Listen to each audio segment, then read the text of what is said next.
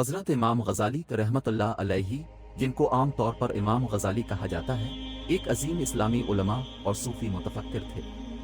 ان کی زندگی اور علمی خدمات نے اسلامی تاریخ میں ایک مضبوط اور بہترین علمی میراث جوا دی ہے۔ امام غزالی کی ولادت تقریباً 1058 میں ہوئی تھی۔ ان کے والدین امام غزالی کو اسلامی تعلیمات میں مدد فراہم کرنے میں مصروف تھے، اور اس کے بعد امام غزالی خود بھی مختلف اسلامی علوم میں ماہر ہو گئے۔ امام غزالی نے بہت سی مقامات پر تعلیم حاصل کی، اور ان کا تعلق مشہور دینی تعلیمی ادارہ نظامیہ سے ہوا۔ انہوں نے فقہ، حدیث، علم الکلام، منطق، فلسفہ وغیرہ میں ماہر ہونے کا عہد کیا اور ایک معروف علمی شخصیت بن گئے۔ امام غزالی کو علمی اور دینی مسائل پر غور کرنے کا شوق تھا، لیکن اچانک ایک مرحلے میں انہیں شک اور تحقیقات کا دورہ ہوا، جس میں انہوں نے اپنے علمی سرگرمیوں کی بے اثر ہونے کا احساس کیا اور انہیں زندگی کے حقیقتوں کی تلاش میں مصروف ہونے کا ارادہ کیا۔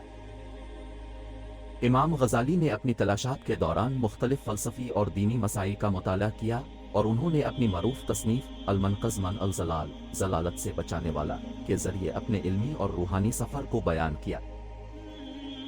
امام غزالی کا علمی اور فکری اثر عظیم ہے، اور ان کی کتب مختلف زبانوں میں ترجمہ ہوئی ہیں۔ انہوں نے اسلامی فلسفے اور تصوف کے موضوعات پر تفصیل سے لکھا، اور ان کا علمی وارثانہ علماء کو موازنہ اور فہم میں بہت فائدہ فراہم کرتا ہے۔ امام غزالی کی وفات 1111 میں ہوئی، لیکن ان کی تصانیف اور فکری وارثانہ زندہ ہے، اور دنیا بھر کے مسلمانوں کو ان کے فکری وجہ سے روشن کرتا ہے۔